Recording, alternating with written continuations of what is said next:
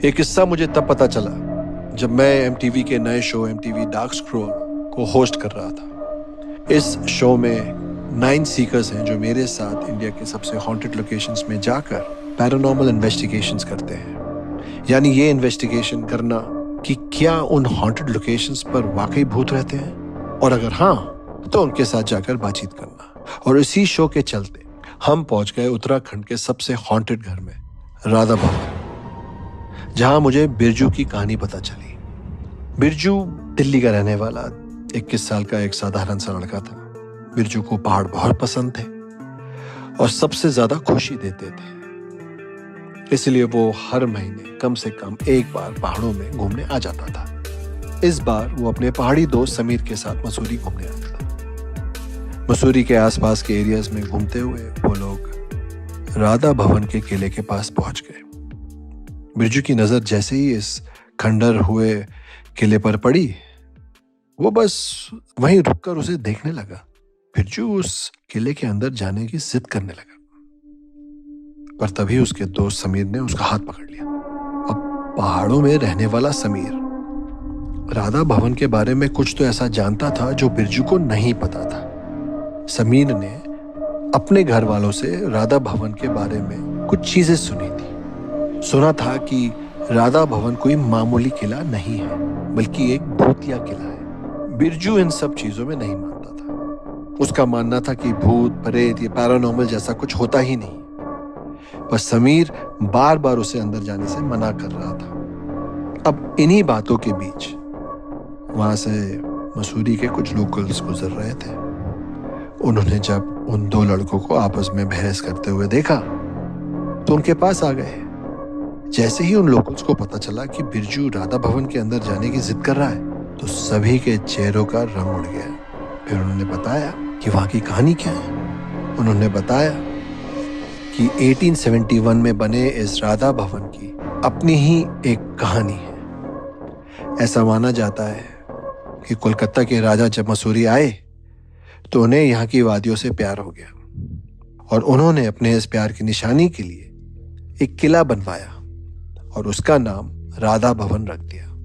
उस किले से उन्हें एक अलग सी अटैचमेंट हो गई, इतनी अटैचमेंट कि वो कभी मुड़कर कोलकाता वापस गए ही नहीं और उस किले में रहने लगे। राजा के मरने के कई सालों के बाद अफगानिस्तान का एक सुल्तान आमिर याकूब खान भी जब इस किले में पहुंचा तो उसे भी इस किले से मोहब्बत हो गई। पर इस किले पर ब्रिटिशर्स की भी नजर थी।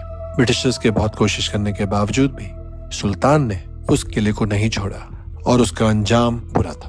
ब्रिटिशर्स ने सुल्तान को उसी किले की एक काल कोठरी में बंदी बनाकर रख दिया और उसी में सुल्तान की मौत भी हो गई। कहते हैं कि सुल्तान ने अपना शरीर तो छोड़ दिया, पर उनकी आत्मा उस किले को नहीं छोड़ पाई।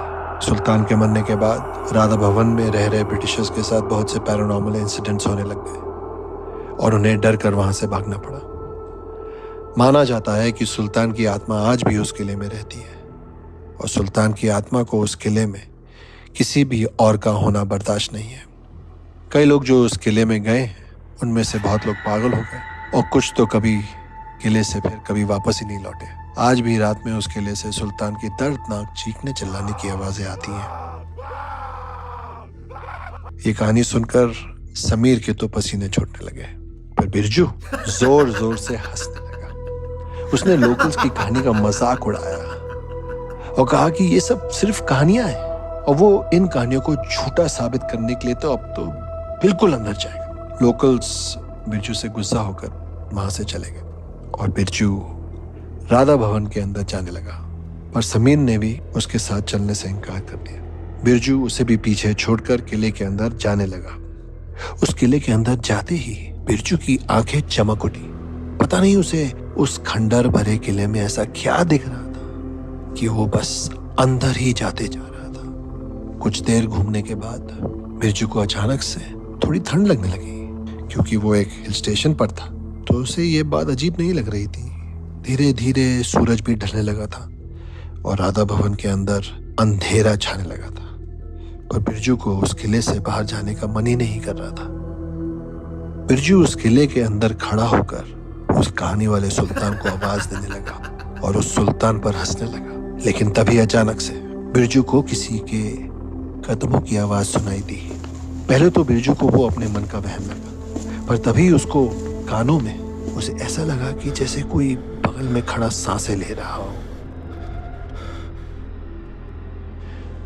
बिरजू के पूरे शरीर में एक कपकपी उठ गई। उसके बगल में कोई नहीं था। तभी उसके पैरों को किसी ने पकड़ा और वो जमीन पर गिर गया। जमीन पर गिरते ही उसके शरीर को कोई घसीट कर किले के अंदर लेके जा रहा था। जैसे ही बिरजू ने अपने पैरों की तरफ देखा तो उसका दिल दहल गया।